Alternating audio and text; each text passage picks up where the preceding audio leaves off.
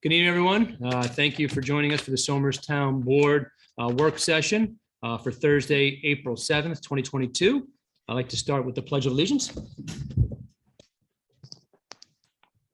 Pledge allegiance to the flag of the United States of America and to the republic for which it stands, one nation, under God, indivisible, with justice for all.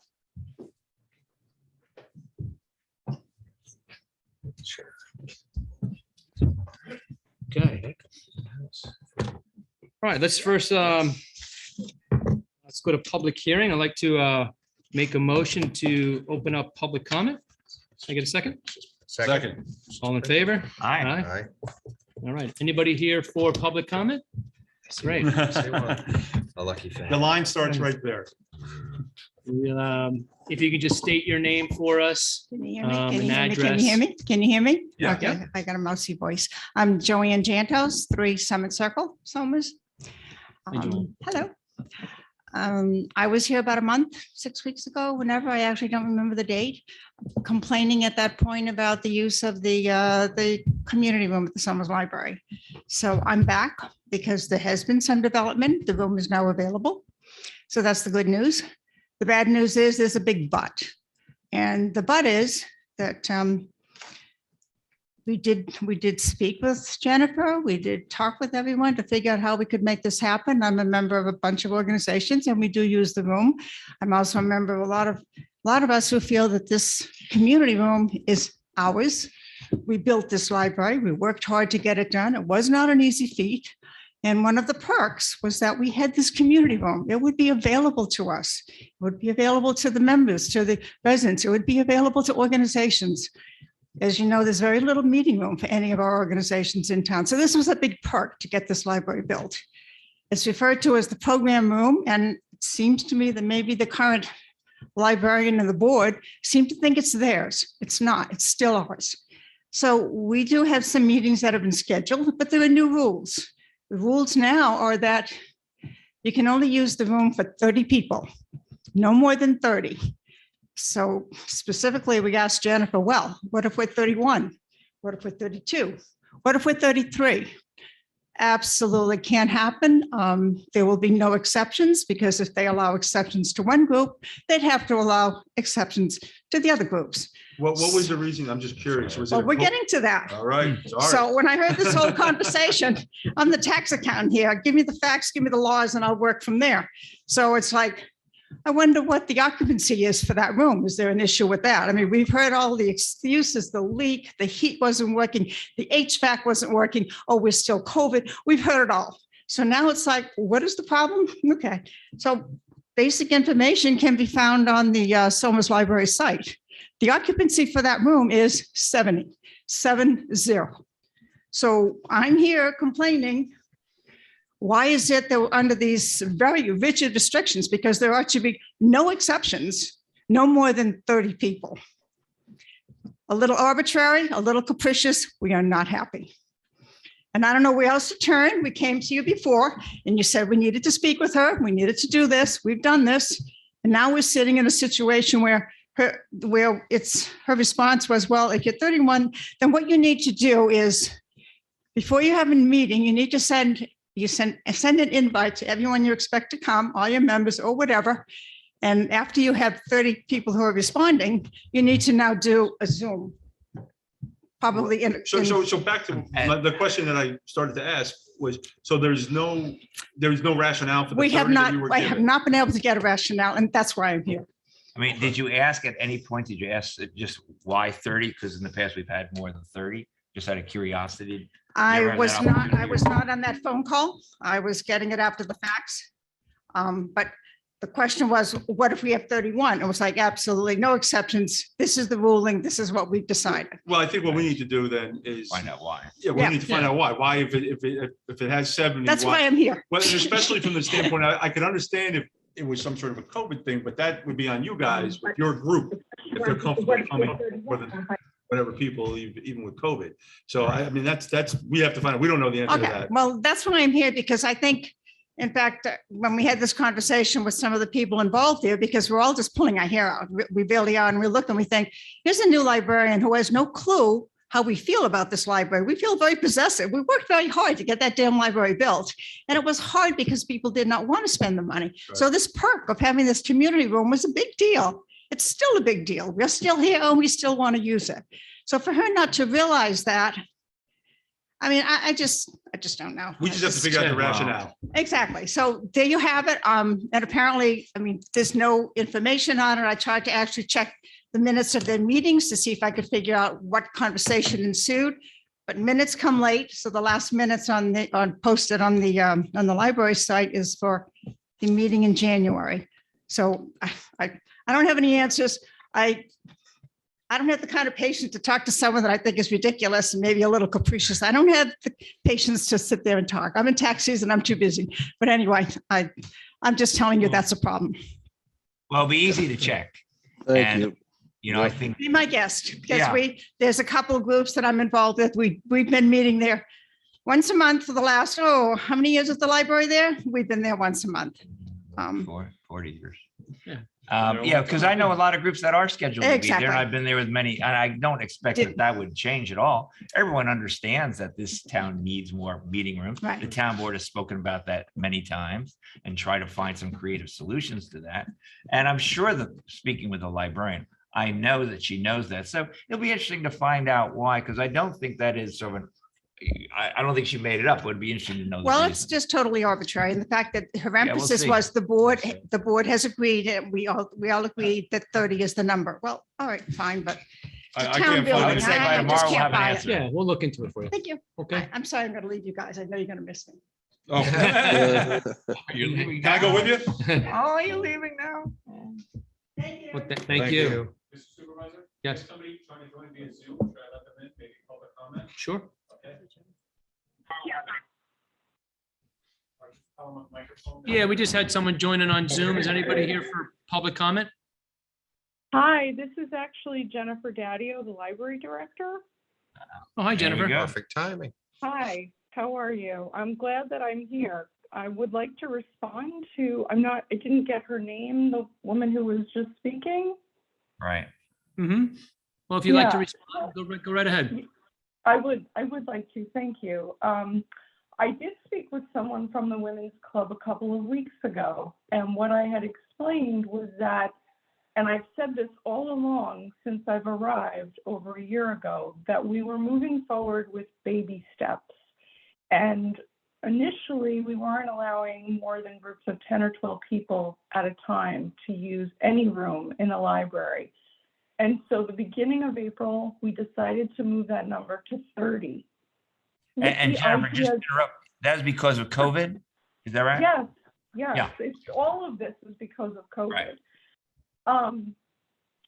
With the idea that hopefully things will still keep going in the direction that we're seeing right now, and that in May we would increase that number, and then in June we would increase that number again.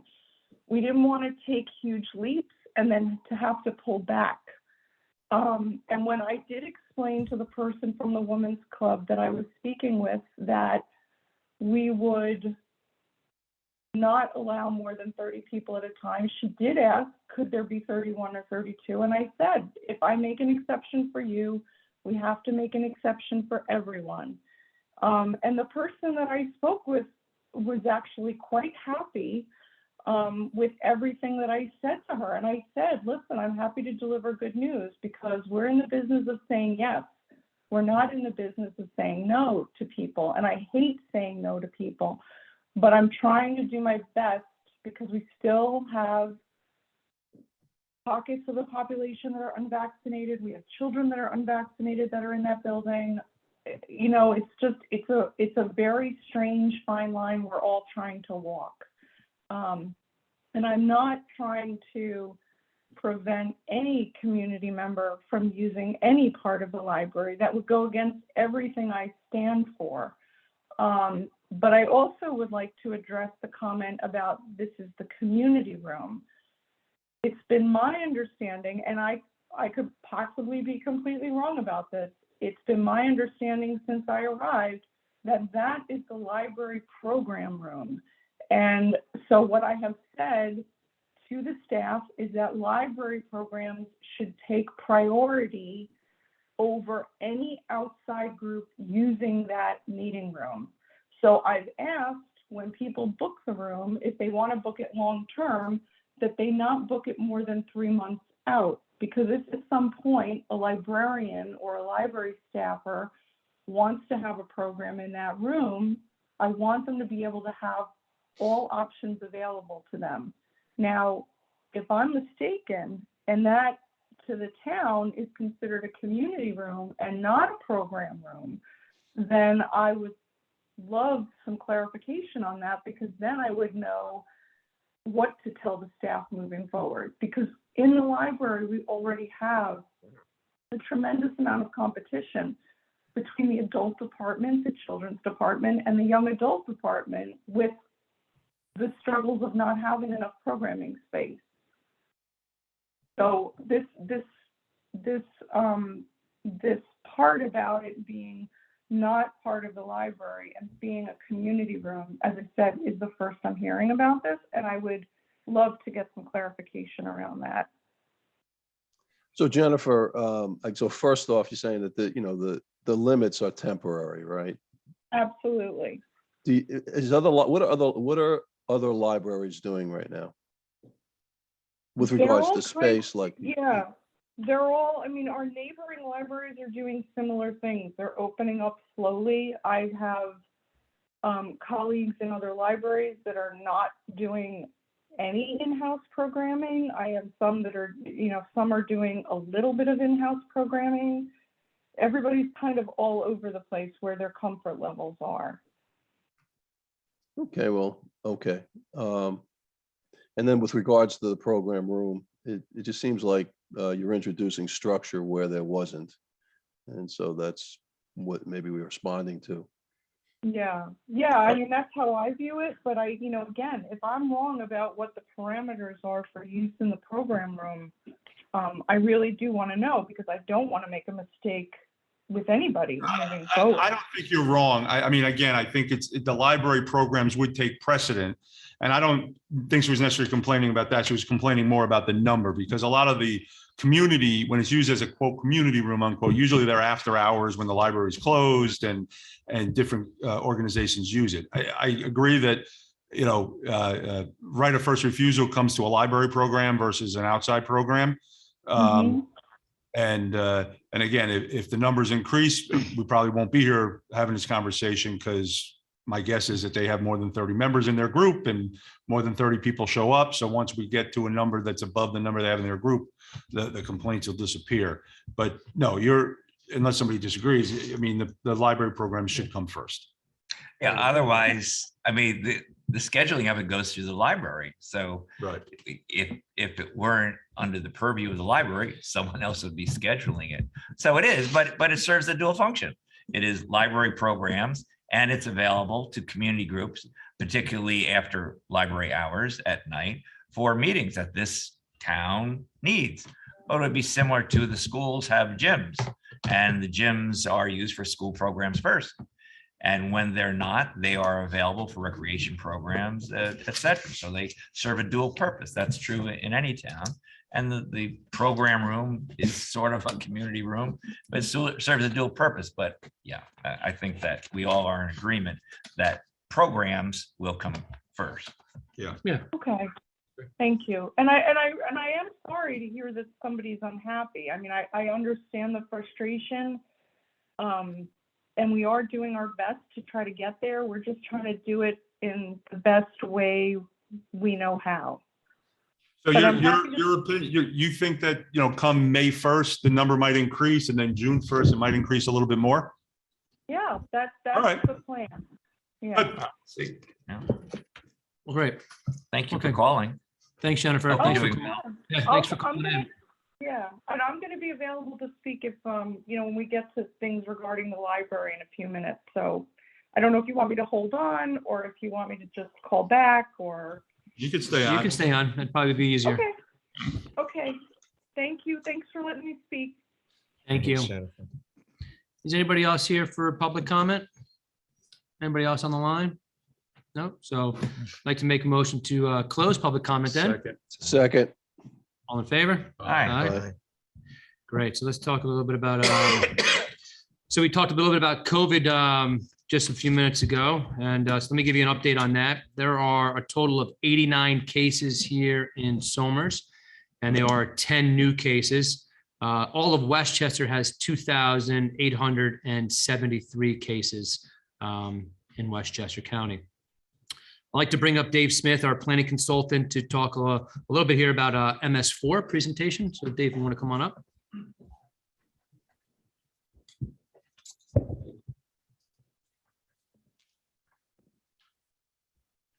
Now, Dave, I have to admit, Yes, sir. someone asked me a question yesterday.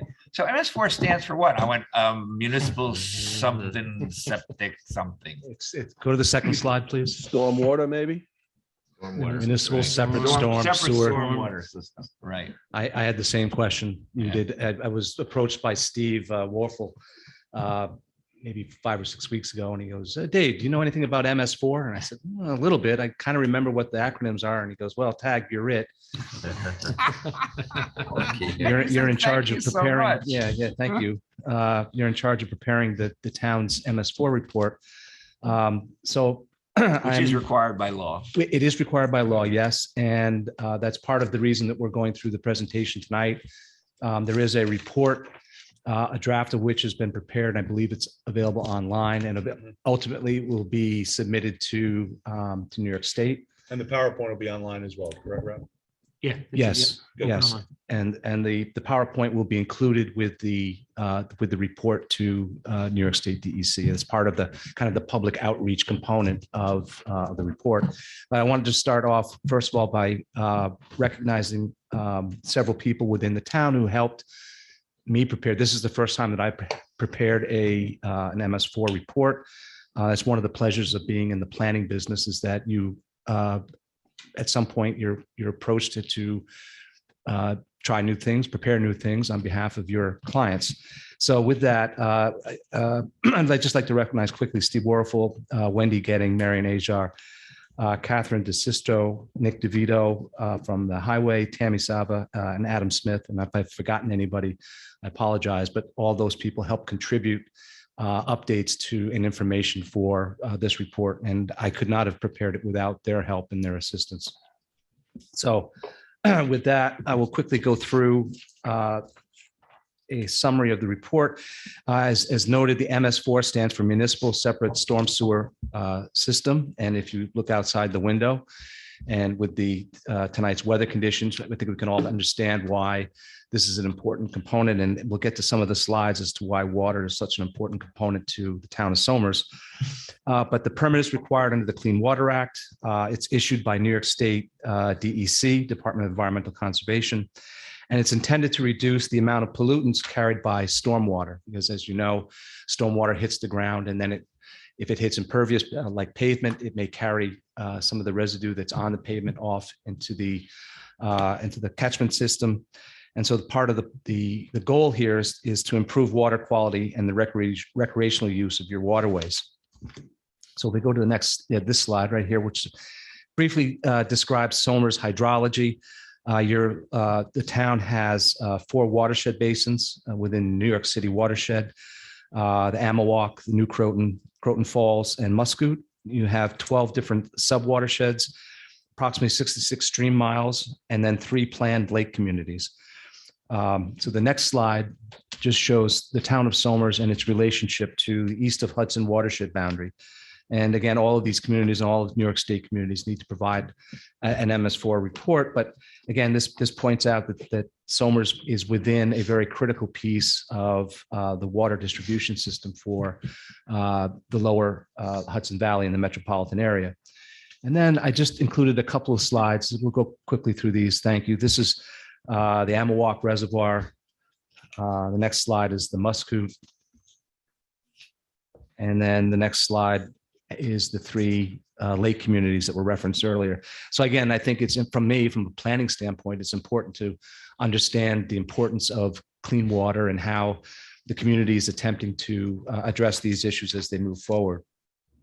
So the next slide, I'll quickly go through these. These are some of the technical details, some of which I needed to check in with Steve Warfel on. But there are different areas or different water quality concerns in each of the different watersheds and water bodies that were referenced earlier. Some of the references include the TSS stands for total suspended solids. So that's, for instance, if you've sanded your roads during the winter season and that gets washed away into the catch basins, and then ultimately it may end up into some of the water bodies. So there's a whole system for collecting and treating and capturing those total suspended solids before they get into the water bodies. There are phosphorus restrictions on the areas within the Croton watershed, and the TMDL acronym is a total maximum daily load. So that's part of the criteria that is being evaluated as part of the MS4 component and report. The state notes that there are priority water bodies that are listed due to certain conditions, and there are also impacted waters listed under New York State DEC 303D, including Lake Shunarock, Lake Lincolndale, and the Muskrat River. So the next slide goes through some of the program requirements that are in place and have been conducted as part of the town's approach to stormwater management, including public education and outreach. And there's information, as we noted earlier, on the town's website for the public to understand the impacts of stormwater and stormwater management. There's public participation and involvement. The town employees, many of them who deal with these issues, particularly with the highway department, are trained or have some background in illicit discharge detection and elimination. That's the IDDE. Construction site runoff control, post-construction runoff control.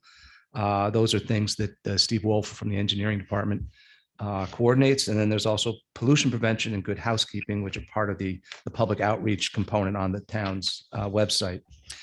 Next slide. So there are, again, continuing with the public education and outreach. During the construction process, Mr. Wolfel is out there coordinating with contractors. And in addition, there are other target audiences, including residential homeowners, contractors, developers, the general public. And many of these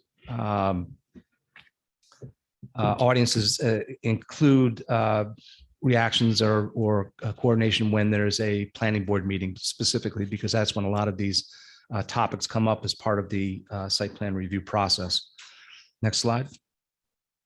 I'm just going to quickly go through the balance of the presentation here, but some of the strategies that were implemented prior to this have been somewhat put on hold because of COVID and due to the limitations on training and access. But there have been TV spots and cable access, and the materials are available. Again, the link to the site is located on the screen as part of the presentation. So there's materials available on the town website. Next slide. So as part of the site plan review process, applicants are encouraged to include low impact development and site design elements as part of the site plan review process. David, can I ask you a question? Yes, sir. Of course, sir. So these are applications coming in for new building or developments. Yeah. That you referred to here. Yeah, or subdivision. And it said that it is recommended or it's required, and who oversees that? Is it your department? Is it engineering? How do we know that other than say, hey, you should do this? Yeah. Are you doing it? It's part of the both the site plan and the subdivision review process. Would that be under secret?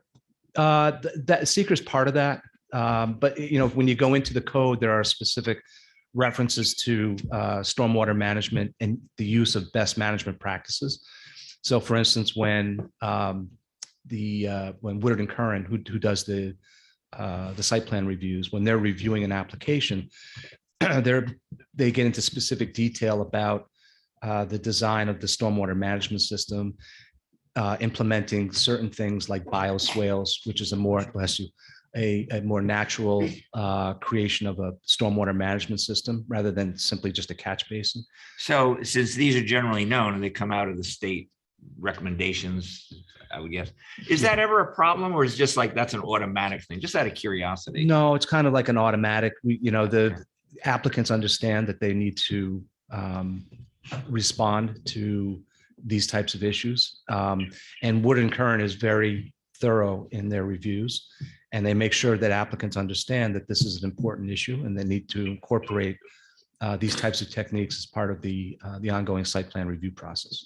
Okay, and so this is pretty strict, not something like, well, it's there, but don't worry about it. No, it's not like we must follow this. Yes, you have to follow it, Right. right? Yeah. I mean, that's. I mean, it's critical that these types of measures be implemented as part of the site design. So that's part of Wood and Kern's charge, is to make sure that applicants understand that and that they're incorporated as part of the site design. Thanks. So staying on this slide, so strategies implemented. There have been several cleanup events.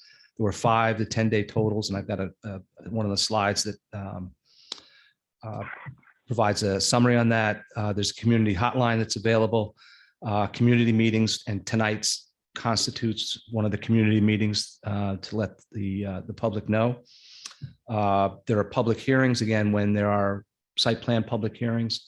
That information is also provided to the public, and then annual report posting on the web, which is provided already, but then will be provided throughout the coming year.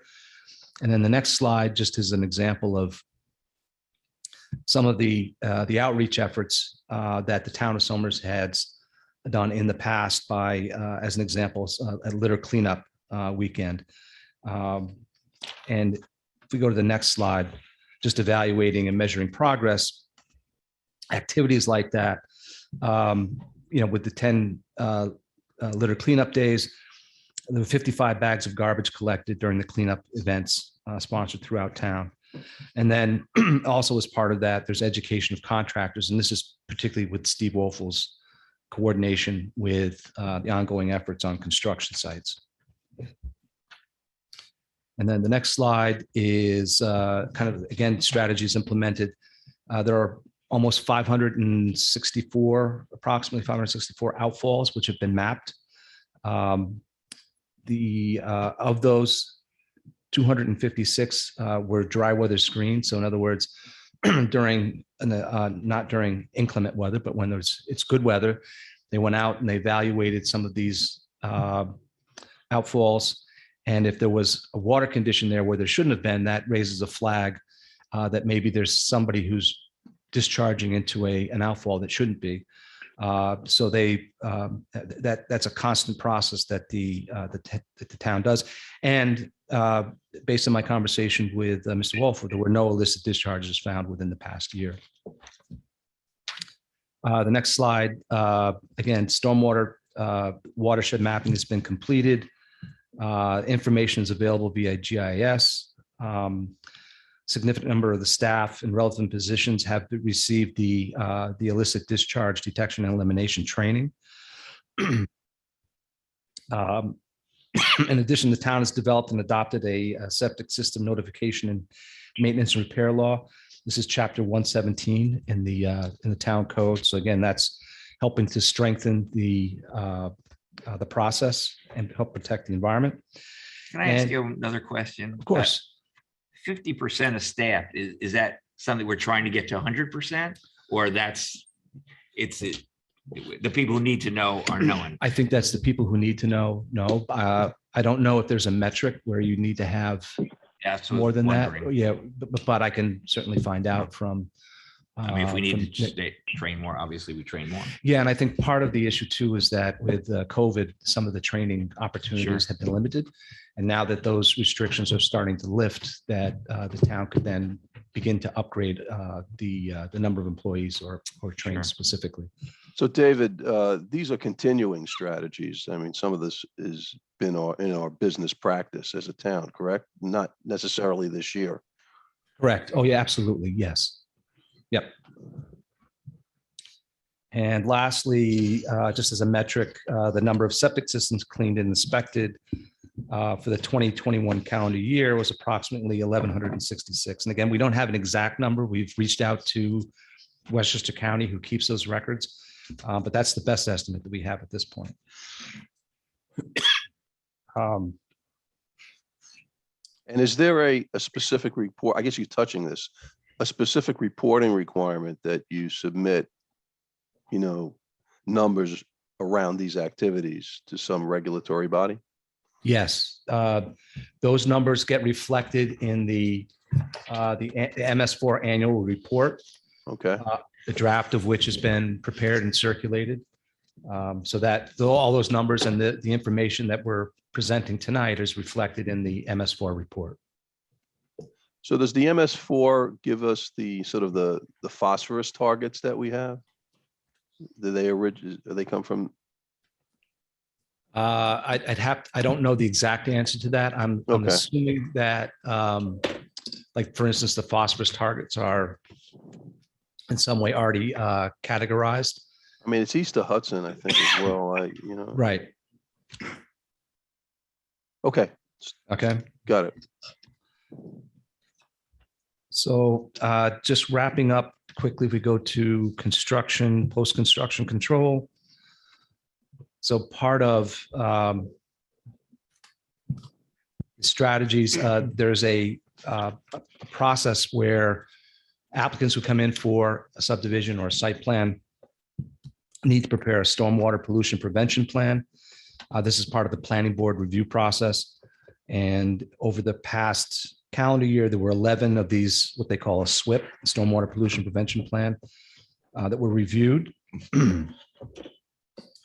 And there were procedures to receive public comments in place for these activities. These are the projects that required a review. So there are actually 5 active construction projects which disturb more than 1 acre in town, which require these SWIPs. The public does have access to this information. It's provided on the town's website, particularly through the planning board website portion of the town site.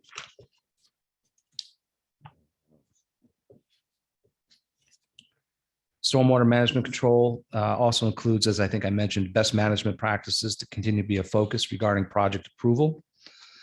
Some of the other additional strategies, I think we can advance the presentation a little bit. There were 6 infiltration basins, 4 open channels, 2 ponds, and 10 other practices inspected and maintained by the town, 256 area catch basins inventoried, inspected, and maintained. The local laws, comprehensive planning, zoning, and planning board review procedures have been used to implement low impact development and better site design elements. Somers, I think somebody had mentioned that Somers is a member of the Croton-Kensico Watershed Intermunicipal Coalition, which has developed a 5-year regional stormwater retrofit program that's been approved by New York State DUC.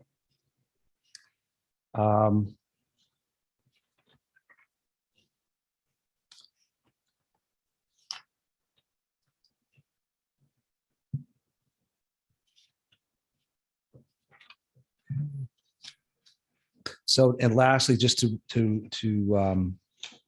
finish up, reporting procedures for municipal departments responsible for good housekeeping has been altered to ensure the maintenance of town facilities and maintenance activities are accounted for. So there's a whole record keeping process that gets quantified, and then that's used as part of the preparation of this report. Go back to, on that slide, it's at the bottom, it says highway department is Yeah. computerized, but it's more efficient data entry per the field.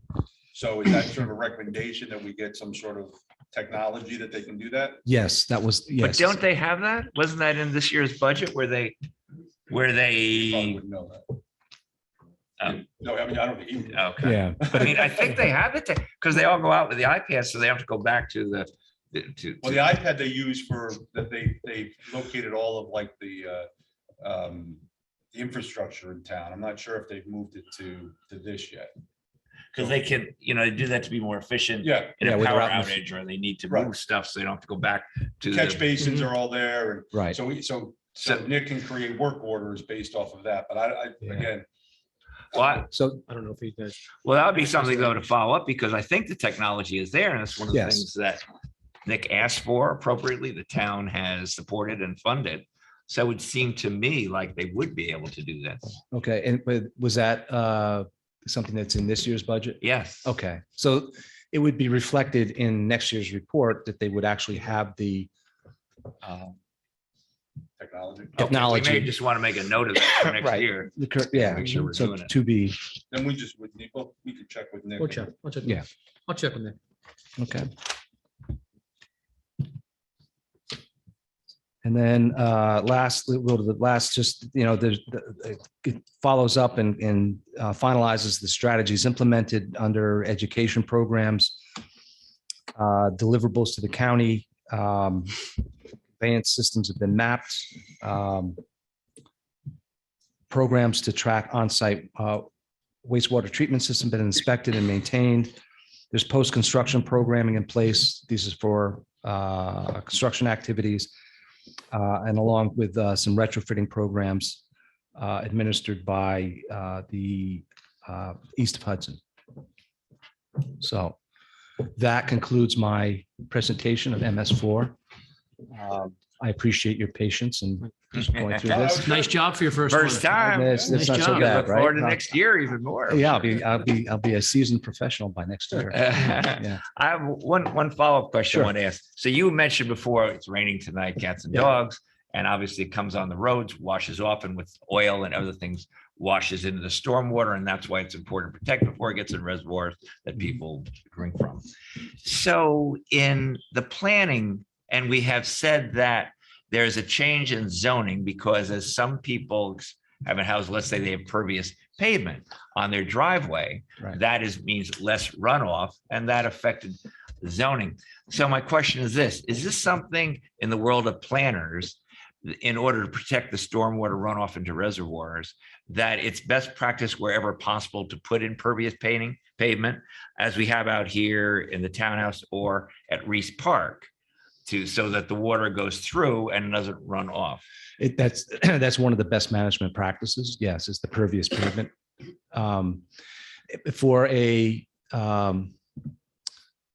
For an individual homeowner, for an individual residential site, the site plan requirements require, again, based on the stormwater management approach, that they collect any stormwater from additional impervious surface that's introduced to the site and provide a kind of a recharge area on site to accommodate that stormwater. So it's not washing off down the driveway onto the local road system and into the storm system. That's So- in new construction. New construction, correct. And do some is that a requirement? Almost every municipality that I can think of that I've worked in the recent past has that as a requirement for any new projects. And a delicate question, do we?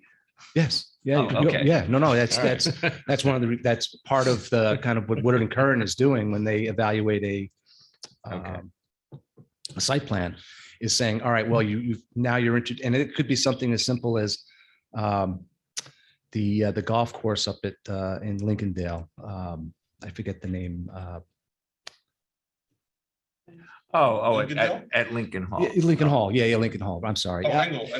anyway, and with this, they proposed a patio for outdoor dining. And as part of this, and it had to come before the planning board for site plan review. But as part of that, they said, all right, well, now you're introducing all this additional impervious surface. You need to capture that and take care of it on site, even something as small as a patio on a very large site. So that's part of the process that the planning board and the town goes through to responding to some of these issues with respect to stormwater. And as I understand, for anyone who's watching says, well, are all the roads pervious? The answer to that is no, because it simply wouldn't last at Right. this point, at least. Yeah. It just would break up because of the weight and the use of That- vehicles on it. Yeah, that's correct. Yeah, I mean, the fact that you have this Expensive. kind of pervious pavement out here, this is a whole level different intensity of Right. use, and you can afford to have that, Right. that type of pavement here Yeah. outside. But for road use, no, it Yeah, doesn't, yeah. it doesn't make sense. Too much. Thanks. Okay, Thanks, Thank you. Dave. Appreciate it. you're welcome. Good, thank you. Have a good night. So we're going to move on to item number 3, acknowledge completion and receipt of the Town Justice Court audit by our certified public accountant, PKF O'Connor Davies LLP, in accordance with section 2019-A of the Uniform Justice Court Act for the year ending December 31st, 2021. Patty, let's just move that to the consensus agenda for April 21st. Number 4, authorize the supervisor to execute the change order for the janitorial cleaning service to include the townhouse and annex buildings with Kencal Maintenance Corporation in the amount of $870 per month. And that's a lot better than the last one we saw before. So, What we talked about last time. yep. So motion to execute. Can I get a second? Second. All in favor? Aye. Aye. Alright. Number 5, request permission to approve and execute the proposal for the inspection and cleaning sediment removal of the Ross Drive 1.45 million gallon water storage tank with Underwater Solutions, Inc. in the amount of $3,890 per memo dated March 24th, 2022 from Adam Smith, Superintendent of Water and Sewer. I'd like to just move that to the consensus agenda as well for the April 21st. Yep. Number 6, authorize the solicitation of requests for proposal for the replacement of the carpet in the Somers Library Children's Room with carpet tiles per memo dated March 31st, 2022 from Thomas J. Tuma Jr., Building Inspector. Now, I think Jennifer, are you still there? I'm still here. Did you have to make I'll let you make a comment on that if you would like. Sure. It's the carpeting in the children's room is very old. It's buckling, it's ripped, it's a liability issue.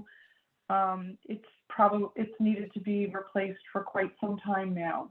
So that's Okay. why we're requesting this. Yeah. No Great. worries. Is there a reason it says carpet tiles rather than carpet, Jennifer?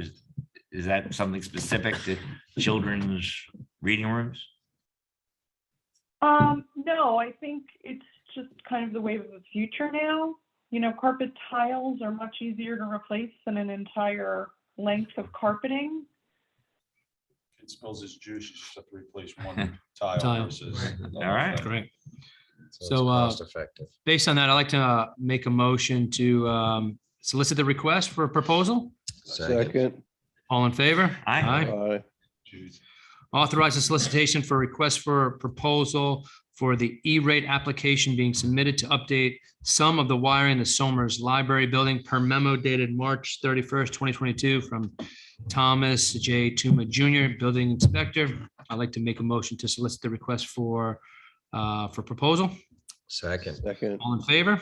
Aye. Aye. Aye. Great. Nothing for Parks and Rec tonight. Financials, there's nothing tonight. Highway, there is nothing. Personnel, we do have some current vacancies I'd like to talk about. Affordable Housing Board, 1 2-year term ending 7/11/2022. The Assessment Board of Review, 1 5-year term ending 9/30/2023. Parks and Rec Board, 2 3-year terms ending 3/9/2025. Partners in Prevention, 2 3-year terms ending 12/31/2022. And again, Partners in Prevention, 2 3-year terms ending 12/31/2023. We also have some upcoming vacancies, terms expiring in 2022. Affordable Housing Board, 2 2-year terms ending 7/11/2022. And then 3, authorize appointment of Nicholas Pasolidis to the Somers Partners in Prevention Committee to fill an unexpired 3-year term ending December 31st, 2023. Motion to appoint. Second. All in favor? Aye. Aye. Great. Thank you. H, planning and engineering, 1 for review and comment. A, wetland and water course protection permit application from the DEC copper sulfate treatment areas. Anybody have any comments? No. No comments? Okay. Police, no additional business, and proposed consensus agenda, accept the following performance bond per March 15th, 2022 memo from Stephen Warfel, Engineering Department at 2,500 performance bond, 10 Adson Way, November issued, October 19th, 2021. And that is it. Some calendar events coming up here. Our next town board regular meeting will be on April 21st. Then we have, Not next week. not next week, Skipping a week, all right? bye week. And then again, May 5th is our town board work session. May 12th is our town board regular meeting. June 2nd town board work session, and June 9th is our town board regular meeting. I have a few announcements I'd just like to read over here. Somers Land Trust presents a family-friendly nature walk with local naturalist Jim Norgen.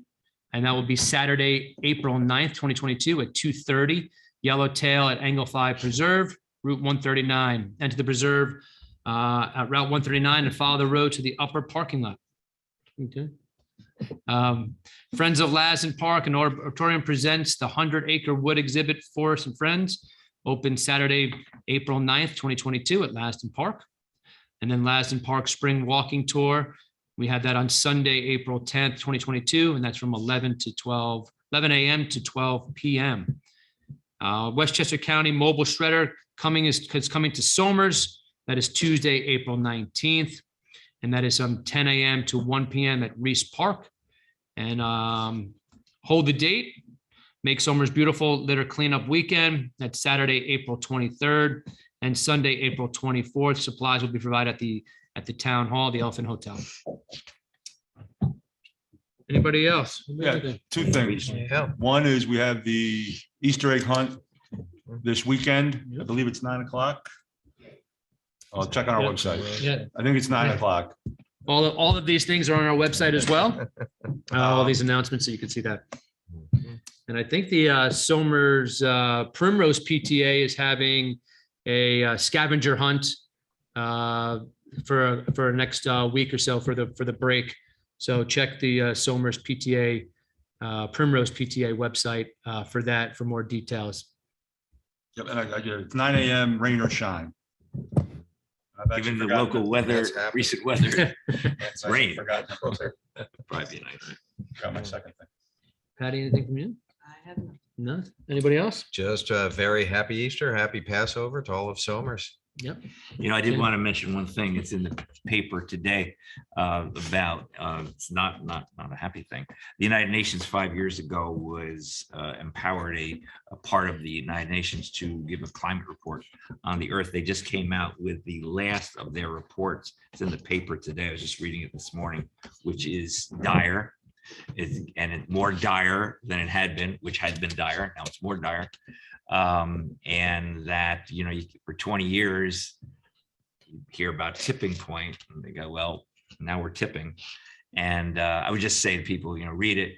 Each one of us individually cannot solve the problem, but obviously it's collectively among governments, among other people. One of the really, really dire predictions, though, is that the Amazon rainforest, which sucks up more carbon dioxide from the atmosphere than anywhere else on Earth, according to this, could one day be a savanna, which would then soak up that carbon dioxide. So not a happy topic, no doubt, but an important one. So whatever any individual can do, or whatever the town can do, state governments, United Nations, I think that we should do. 30 years from now, they're going to look back and say, what did you do? And I hope that we can all answer it saying we did as well as we could do. We want to congratulate New York State on actually getting a budget Yes. today. And we want to also congratulate the newest Supreme Court Justice who was voted in earlier today as well. Yep. Ketanji Jackson, Katanji Jackson Brown, yes. Anybody else? Anything? So I'd like to close tonight's meeting for our work session on Thursday, April 7th, 2022. Second. All in favor? Aye. Night, everyone. Thank you. Good night. Everything in my